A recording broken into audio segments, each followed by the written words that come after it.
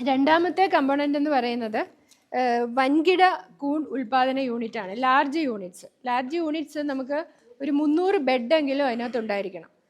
അതിന് 5 ലക്ഷം രൂപ നമുക്ക് ചിലവ് പ്രതീക്ഷിക്കുന്നുണ്ട്. അങ്ങനെയുള്ള 2 യൂണിറ്റുകളാണ് ഒരു കൂൺ ഗ്രാമത്തിൽ അനുവദിച്ചിട്ടുള്ളത്. അപ്പോൾ ലാർജ് സ്കെയിലിൽ ആരംഭിക്കാൻ ഉദ്ദേശിക്കുന്ന കർഷകർക്ക് 2 ലക്ഷം രൂപ വരെ അതിനകത്ത് ധനസഹായം കിട്ടും. 40% സബ്സിഡി, അതായത് 2 ലക്ഷം രൂപ വരെ ധനസഹായം കിട്ടും. അതിനകത്ത് ഈ പോളി ഹൗസും ഫോഗർ, ഫാൻ ആൻഡ് പാഡ് അങ്ങനെയൊക്കെയുള്ള സംവിധാനങ്ങളോടുകൂടി ഹൈടെക് ആയിട്ട് നമ്മൾ സ്റ്റാർട്ട് ചെയ്യുന്നതിനാണ്.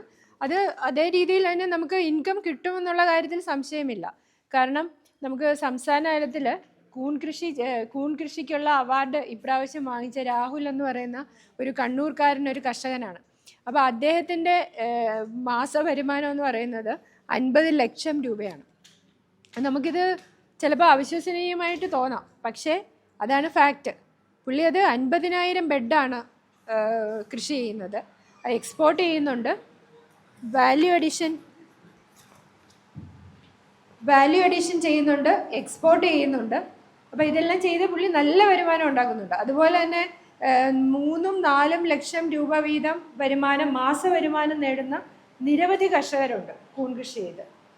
അപ്പോൾ അതുകൊണ്ട് നമ്മളൊരു തൊഴിൽ സ്റ്റാർട്ടപ്പ് എന്നുള്ള തരത്തിൽ ഈ മേഖലയിലേക്ക് ഇറങ്ങുന്നതിന് ധൈര്യമുള്ളവർക്ക് 2 ലാർജ് യൂണിറ്റ്സ് ഈ പദ്ധതിയിൽ ഉൾപ്പെടുത്തിയിട്ടുണ്ട്. അതിന് 2 ലക്ഷം രൂപയാണ് ധനസഹായം, 5 ലക്ഷം രൂപ ടോട്ടൽ കോസ്റ്റ് പ്രതീക്ഷിക്കുന്നുണ്ട്.